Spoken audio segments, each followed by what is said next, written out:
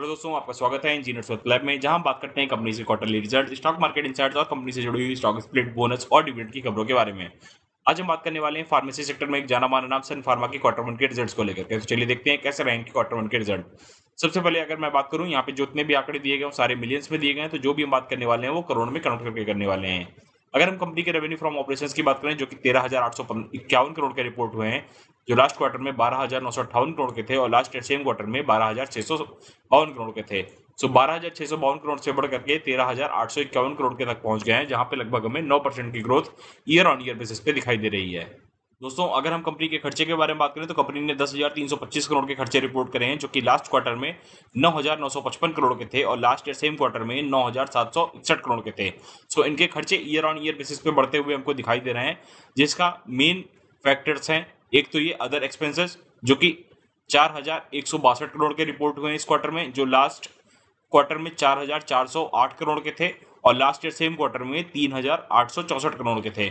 सो इनके other expenses भी increase होते जा रहे हैं और एम्प्लॉय बेनिफिट्स एक्सपेंसेस भी 2,801 करोड़ के इस क्वार्टर में रिपोर्ट हुए हैं, जो कि लास्ट क्वार्टर में 2,488 करोड़ के थे और लास्ट ईयर सेम क्वार्टर में 2,454 करोड़ के थे। तो इनके एम्प्लॉय बेनिफिट्स एक्सपेंसेस और अदर एक्सपेंसेस भी इंक्रीज होते हुए दिखाई दे रहे हैं ईयर ऑन ईयर बेसिस पे और क्वार्टर ऑन क्वार्टर बेसिस पे, जिसके कारण इनके टोटल एक्सपेंसेस जो हैं वो इंक्रीज होते जा रहे हैं।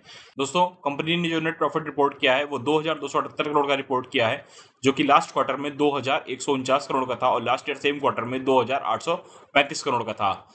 इस क्वार्टर में तो कंपनी के एक्सेप्शनल आइटम्स भी रहे हैं 8,180 लाख, यानी कि 818 करोड़ के। 818 करोड़ के अगर हम एक्सेप्शनल आइटम्स इसमें से हम हटा दें, तो ये 2,278 करोड़ का सिर्फ रह जाता है इनका प्रॉफिट, जो कि हमको ईयर ऑन ईयर बेसिस पे करीब 1% से बढ़ता हुआ दिखाई दे रहा है। अगर हम दोस्तों कंपनी के ईपीएस की बात करें, तो कंपनी ने 9 रुपए 50 पैसे का ईपीएस डिक्लेयर किया है, जो कि लास्ट क्वार्टर में 9 रुपए का था और लास्ट ईयर सेम क्वार्टर में 11 रुपए 80 पैसे का था। सो 11 रुपए 80 पैसे से गिर करके 9 रुपए 50 पैसे पे आ गया है, जहां पे लगभग हमें 20% की डाउन साइड दिखाई दे रही है।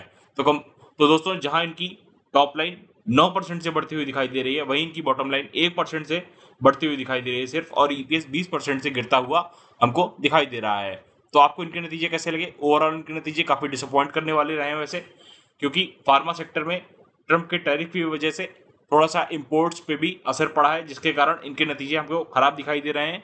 आपको इनके नतीजे कैसे लगे हमें कमेंट्स में जरूर बताएं।